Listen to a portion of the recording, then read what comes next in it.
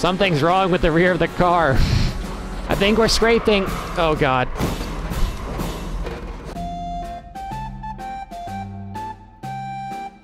Hello and welcome to this exciting video where I will be using ChatGPT, a cutting-edge artificial intelligence language model, to help us create a setup for the month of May. As we know, May is a month of renewal and new beginnings. With spring in full swing and the promise of summer just around the corner, whether you're looking to spruce up your home, improve your productivity, or just add a little extra sparkle to your daily routine, ChatGPT is here to provide us with some creative and inspiring ideas. So, sit back, relax, and let's get started in this journey of discovering innovation with ChatGPT. I totally came up with that on my own. I didn't ask ChatGPT to write that for me at all. Welcome to this exciting video where I will be using ChatGPT, a cutting-edge artificial intelligence language model, to help us create a setup for the month of May. Alright, so we are going to try and build a setup with the help of ChatGPT. We're going to start with the baseline. We're not going to start with Indianapolis because that wouldn't be a fun video, to be honest. So here's the baseline setup. So this is the baseline for all ovals. So you can see the tire pressures. You can only use the primary compound, no red tires on ovals. There's all the aero settings. There's the radiator inlets. Here's all the chassis settings, which, oh, baseline actually doesn't even pass tech. Okay, well, ChatGPT will fix that. It's all knowing. We'll be okay. Also has damper settings and also has drivetrain settings. Actually, this may be a baseline for road now that I'm looking at this, because you'd think it'd be a little bit higher gearing for an oval, but nevertheless, ChatGPT will fix it, no problem. It'll pass tech, trust me. So how we're gonna do this is we're just gonna ask ChatGPT like some basic setup parameters. I'll try and make it understand what we're even talking about in terms of the car we're using, and then we'll give like the minimum values and the maximum values for each of these options that we are allowed to use. So without further ado, let's try and ask our initial questions. Hello, ChatGPT, how are you doing today? As an AI language model, I don't have feelings, but I'm functioning properly and ready to assist you with any questions or tasks you might have. How can I help you today? Do you know what the Dallara i18 is? Yes, the Dallara IR18 is a race car designed for the IndyCar series, which is the premier open-wheel racing championship in North America. It was introduced for the 2018 season and is named after its designer, Dallara Automobili. The car features a number of technical advances over its predecessor, the Dallara. The IR18 is also equipped with the Advanced Frontal Protection, AFP, device, a safety feature that was introduced in the 2019 season. Yes, never forget the cone of safety. AFP saves all. Okay, so it knows what the IR18 is. I am making a funny YouTube video where I build a setup for this car for the Indy 500. Can you help me? Sure, I'd be happy to help you come up with ideas for your funny YouTube video. Here are a few ideas to get you started. I wasn't expecting all this. Build a makeshift garage out of cardboard boxes and duct tape, and pretend to be a pit crew getting the car ready for the race. Create a fake pit stop challenge, where you have to change a tire on the Dallara IR18 as fast as possible, but instead of a regular tire, use a comically oversized one that you struggle to lift. Create a funny skit where you pretend to be a driver who's never raced before and has no idea how to operate the car. Dress up in a costume that's completely unsuitable for racing, like a dinosaur or a superhero, and pretend to be the driver of the Dallara IR18. Create a behind-the-scenes video where you show all the ridiculous steps that go into preparing a race car for the Indy 500, like polishing the wheels with a toothbrush or feeding the car a special diet of gasoline and energy drinks. What? Remember, okay, maybe we should be a little bit more direct. Sure, I'd be happy to help you build a setup for the Dallara IR18 at the Indianapolis Motor Speedway Oval. Alright, so it gave me a lot of information didn't necessarily ask for, but we're gonna start just with the basics here. Let's start with tire pressures. For the left side tires, a good starting pressure range could be between 24 to 27 psi. For the right side tires, a good starting pressure range could be between 38 to 42 psi. Okay, I'm gonna ask for a specific answer. I don't need guidelines, I need the truth. ChatGPT, give me the truth, please. Okay, so it doesn't want to be specific, even after I gave it the track conditions, so we're just gonna go in the middle of whatever the recommendations are. Alright, so that means we're gonna do 26 on the left side, and we'll do 40.5 on the right side. Okay. Alright, so now we're gonna ask about front aero options. ChatGPT, please don't turn this car into a dump truck. Give me some good front aero settings, please. Okay, I asked to be more specific in a follow-up question because it doesn't like giving specific answers even if I give the track conditions and particular variables. So we're gonna take whatever it gives us here. So the wing main plane extension, that remains on. That's basically just an extra front wicker on the front of the car. Okay, it's telling me wing wicker, a good starting point for the wicker is to have it off or at step 1. Okay, well, I guess we kind of have to make a decision here. I was hoping it'd give me a straight answer, but apparently not. We'll just leave it as is because it says it's a good starting point, so we'll keep it there. Now it says for the typical range for end plate angles between -1 and 1 degrees, with some teams running up to 3 degrees. The angle will depend on the team's preference. Well, if it says typical, we'll also keep it at 1 degree. I think that's okay. Typical, 1 degree, no problem there. Typical range for front wing angles between 3 and 6 degrees, with some teams running up to 8 degrees. I will tell you right now, most teams are not running 3 to 6 in this car, in this game. But nevertheless, we shall try. The best we can do is 2.5. That's all I can do. Okay, we're moving on to the underbody aero. So first we have the radiator inlet, we have the trailing edge wicker, and then we also have diffuser settings. Okay, so I've had to ask another follow-up question because it didn't want to be specific again, but here's what it's telling me. You may need to set the radiator inlet to a relatively high value to ensure that the engine is adequately cooled. A setting of 70% or 77% may be appropriate, depending on the specific conditions of the car and the engine being used. Okay, so it doesn't quite understand that actually a higher percentage actually does not cool the car. We will leave the diffuser settings as is because that's what it says, and I trust. Okay, if we move on to the rear aero settings, so the wing flap, we can only use single plane. So I'm going to ask it, what should our wing angle be, and what should the wing wicker be? However, as a starting point, a rear wing angle of 2 to 3 degrees may be appropriate for the Dallara IR18 at the Indy 500. Alright, there you have it. Page 1 is done. Now if I go to the chassis page, this is the part I'm actually kind of worried about. Okay, listen, I don't have time to experiment. Just give me an answer. Okay, it says 121 inches. We'll just go with that.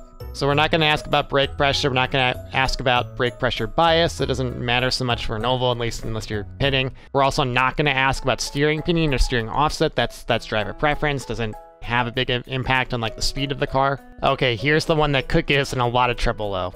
What should the nose weight percentage be? What should the percent of vehicle weight in the front tires be?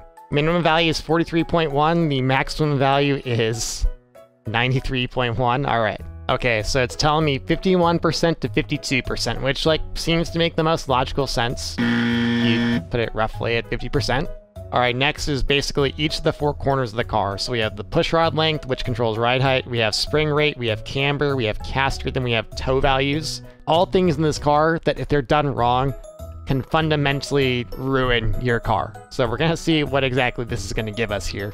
So I think we're just gonna ask the very basic question of what should my left front ride height, my right front ride height, and what should the rear ride height be? And we'll kind of start from there. As a general starting point, the typical ride heights for an Indy car at the Indianapolis Motor Speedway Oval are as follows. Right front, 0.650 to 0.700 inches. Left front, 0.625 to 0.675 inches. Rear, 0.875 to 0.925 inches. Those feel kinda low values for ride height, but okay, we'll trust it. Oh, this is so bad. So it's telling me for the left front between 0.625 and 0.675. However, the problem is you cannot go below 0.7 of an inch, otherwise it fails tech. So I guess we're stuck with 0.701 on the left front, and it's the same for the right front too. Now we gotta balance out these ride heights. Alright, great news, we've balanced the ride heights in the front as ChatGPT suggested. However, as a consequence of these ride heights, we now have 219 pounds of left front cross weight. Now I have to lower the rear basically like only the ground. Okay, so we cannot go below 1 inch on the right rear, so that's exactly where we're gonna have to keep it at for now. As you're making these large swings and adjustment, now you have to fix the front again. So we're gonna try and do that best we can. You can see the other problem we're having now is also there's way too much cross weight on the left front. In fact, to the point where it's not even passing tech, and honestly, probably to the point where the right front is like up in the air with that much cross weight for all I know. Okay, we've had to make some compromise here because I cannot put both the left front and the right front the same, otherwise the cross weight will not pass tech. We've now established 332 pounds of cross weight in the left front, which is not what you want to do in a race setup. Okay, let's go ahead and ask it for camber settings.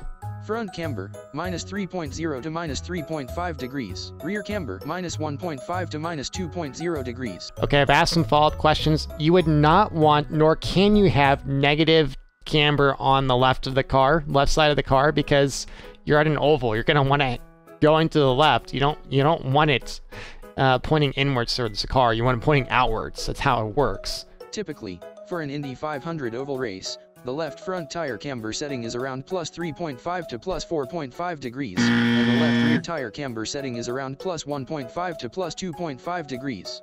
That's a lot of camber. We'll try and put it in the car. Okay, 3.5 to 4.5. Okay, that's the max we can do for the moment. And the left rear. Okay, yep, that's gonna be our left side values. All right, for the right side, it's asking for negative 1.5 to negative 2 degrees of camber. Okay. Okay, it's suggesting a caster range of 5.5 to 6.5. Okay, we're gonna ask for the spring rates next. We'll either have a very stiff car or a very soft car, I have a feeling. I don't think there's gonna be like an in-between that they're gonna give us. As a starting point, many teams at the Indy 500 use spring rates in the range of 1,200 to 1,400 pounds per inch at the front and 900, 1,100 pounds per inch at the rear. That's awfully soft, but okay. These are basically like minimum spring values. And the rear of the car is 900 to 1,100 pounds, so... Oh my god, you can go 500-pound rear springs in this car? Where would you use those? We'll just go 1,000 pounds. Alright, so the toe values it's telling me are 0 to 1. So we'll just go 1 in the front, and we'll go 2 on the rears. Positive 2 on the rear. Alright, we've adjusted each corner of the car. Now we're going to adjust the front of the car, so the ARBs, and then the rear of the car, the rear ARBs. So the first thing I'm going to ask is, should I use a steel bar or a titanium bar? Okay, it's having trouble here making a decision. Can I just say, like, I literally cannot decide for myself? Unfortunately, I am not able to provide a specific recommendation without more information about your specific car setup, driving style, and preferences. I suggest consulting with your race engineer or experienced mechanic to determine which option would be best suited for your car and driving style. Yeah, because I just have one of those sitting around. Based on the information you provided, it is recommended to use a steel bar for the front anti-roll bar. Okay, there we go, steel bar.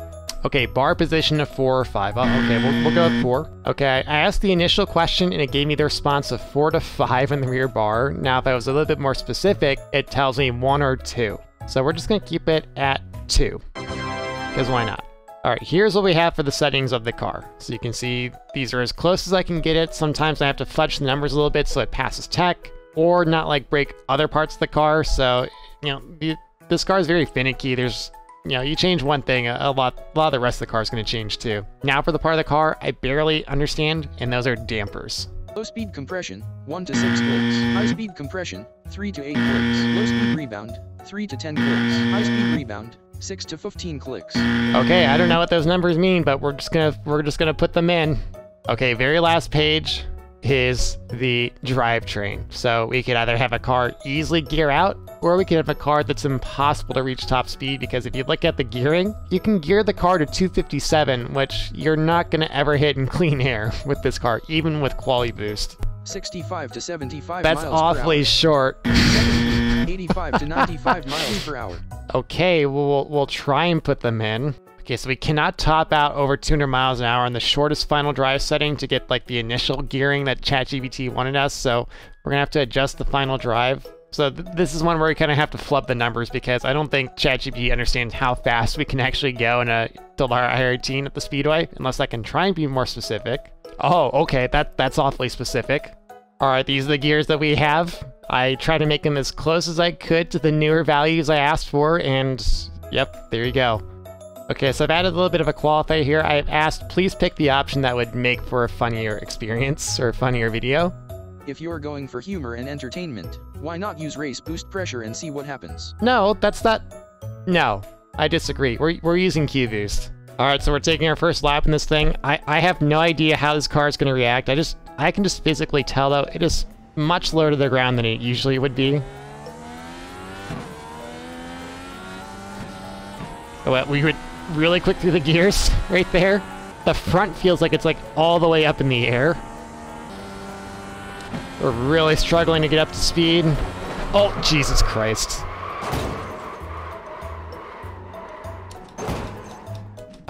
I feel like we have a lot of front downforce on the car.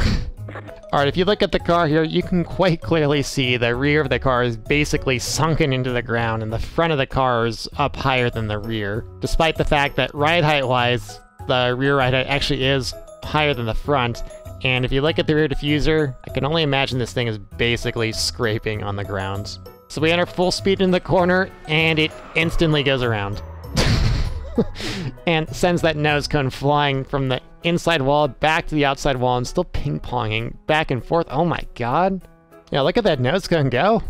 1 hit, 2 hits. 3 just gets propelled across the track. If my car is wrecking loose, what should my weight jacker settings be? Hello? We don't have a weight jacker setting of plus 100 or minus 100. Minus 20. So now, if we weren't dragging before, we're gonna be dragging now. As long as we make it through the corner, that's all that matters, right?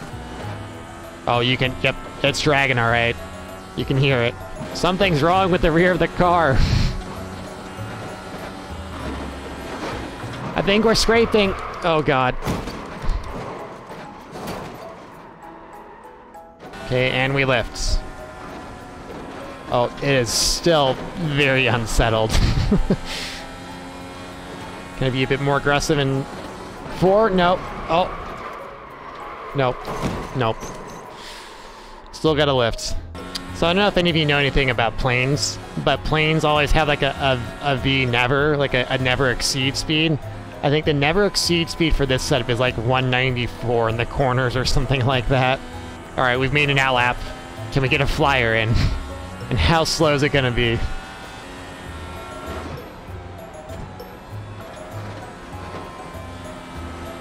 Being so careful on the gas right now and being so careful with my inputs.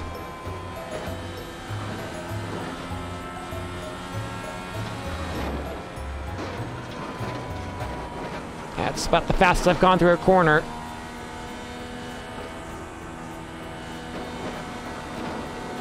Oh, Jesus, death wiggle. Alright, here we go, across the line. What's it gonna be? 197.545. Okay, can we break the 200-mile-an-hour barrier? I think we can do it. Man, it's scraping even more than before. Oh, we're good. Alright, we'll try and be a little bit more aggressive on this lap. 197.977. Yep, we'll go the lower gear. Just higher RPMs, which could spin the car around, but it's the risk we're gonna take. Ooh.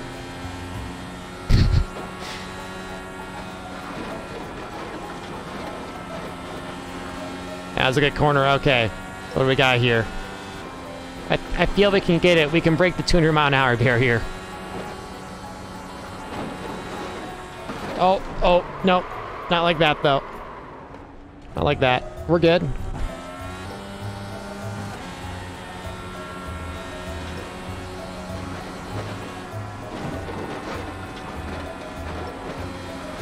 Ooh, that was good. I like it. Turn 2's a little trickier. It's a lot more free. Gotta fight it the whole corner.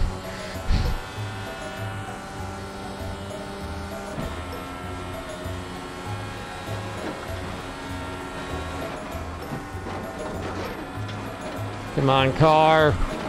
We're almost there. One more corner. One more corner. There we go. Okay, that's gotta be 200. That's surely gotta be 200. 202. There we go. Oh, what a time.